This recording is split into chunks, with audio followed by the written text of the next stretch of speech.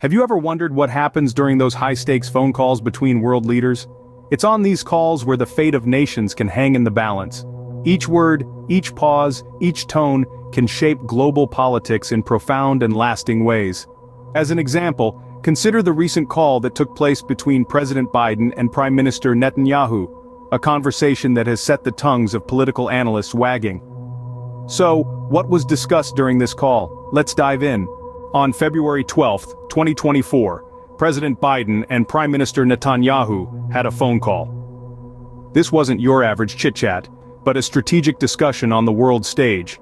The air was thick with tension as two world leaders grappled with a complex political landscape.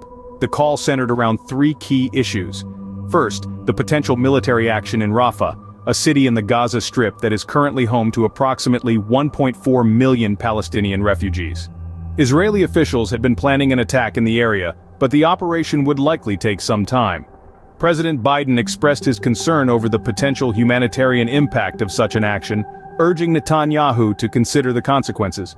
The second point of discussion was the release of hostages. The White House reported that Biden stressed the importance of capitalizing on progress made in negotiations to free all hostages as soon as possible.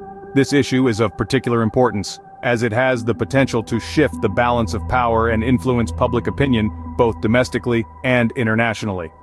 Lastly, the leaders discussed the need for increased humanitarian aid to Palestinian civilians. With over 1 million people seeking refuge in Rafah, the situation is dire. Biden called for urgent and specific steps to boost aid, asserting that a military operation in Rafah should not proceed without a reliable and executable plan in place to ensure the safety and support of the civilian population.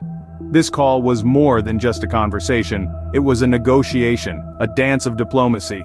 Each leader had their country's interests at heart, but they also had to consider the global implications of their decisions. The stakes were high, and the world watched with bated breath.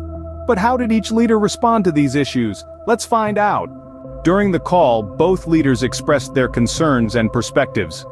President Biden, known for his empathetic approach to politics, couldn't hold back his worries about the potential effects of a military operation in Rafah. He openly expressed his concerns to Prime Minister Netanyahu, underlining the potential humanitarian crisis that could unfold. The president's fear was not unfounded, given Rafah's status as a safe haven for approximately 1.4 million displaced Palestinians. Biden, however, didn't just voice his concerns, he called for immediate and specific steps to increase humanitarian aid to Palestinian civilians. The president is known for his belief in diplomacy and negotiation, and this call was no exception. He urged Netanyahu to make use of the progress in negotiations to secure the release of all hostages at the earliest possible time. But Biden's concerns weren't solely humanitarian. He also stressed the importance of a long-term security strategy, one that would ensure a lasting peace for Israel. He made it clear that defeating Hamas and guaranteeing long-term security for Israel was a shared objective. On the other end of the line, Prime Minister Netanyahu listened and responded. He assured President Biden that Israel would abide by international law in its operations in Rafah. His words were a clear commitment to the principles of the rule of law, even in the face of potential conflict. But Netanyahu's assurance wasn't just about legalities. He also communicated to Biden that Israel had a plan to ensure the safety and support of more than 1 million people who had sought refuge in Rafah. Netanyahu's promise was a clear signal that Israel was not just thinking about the immediate future, but also about the aftermath of any potential military operations. As the call ended, both leaders had made their positions clear. Biden, with his concerns and calls for increased humanitarian aid, and Netanyahu, with his assurances of legality and planning for the aftermath. But what does this mean for the future? Opening. The conversation between Biden and Netanyahu has far-reaching implications. As we delve into the potential aftermath of this dialogue, it's important to understand the gravity of the situation. We're looking at a scenario where the possibility of military action in Rafah is on the table. This isn't just about the strategic interests of Israel. It's about the lives and livelihoods of those who call Rafah home. It's about the conflict's potential to destabilize an already volatile region. If Israel proceeds with its plans, the military action in Rafah could lead to a significant escalation in violence. The implications on the ground would be immediate and severe, with potential loss of life and infrastructure. The safety of over 1 million displaced Palestinians who have sought refuge in Rafah hangs in the balance. Yet there's more to this picture. The conversation also touched on the issue of hostages. The urgency of their release was emphasized, and it's clear that any movement in Rafah could directly impact their fate. This adds another layer of complexity to an already intricate situation. The call also highlighted the critical need for humanitarian aid to Palestinians.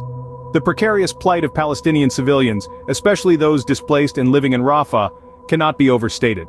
The need for urgent and specific steps to increase humanitarian aid was underscored, a move that could potentially alleviate some of the suffering. But even as we discuss these implications, we must remember that these are not just political maneuvers on a global chessboard. These are real lives at stake, real people whose futures are being shaped by decisions made in high offices. The conversation between Biden and Netanyahu may be a dialogue between two world leaders, but its implications reverberate far beyond those two individuals. It's a conversation that holds the potential to shape the trajectory of the Middle East, and by extension, international relations. Closing. So, what can we take away from this call? In the world of politics, every phone call matters. The conversation between President Biden and Prime Minister Netanyahu addressed significant topics, including potential military actions in Rafah, the release of hostages, and the need for increased humanitarian aid. The gravity of their discussion underscores the complexities of Middle Eastern politics and the delicate balance of power. As we continue to monitor these developments, it's clear that this phone call between Biden and Netanyahu could have a significant impact on the future of the Middle East.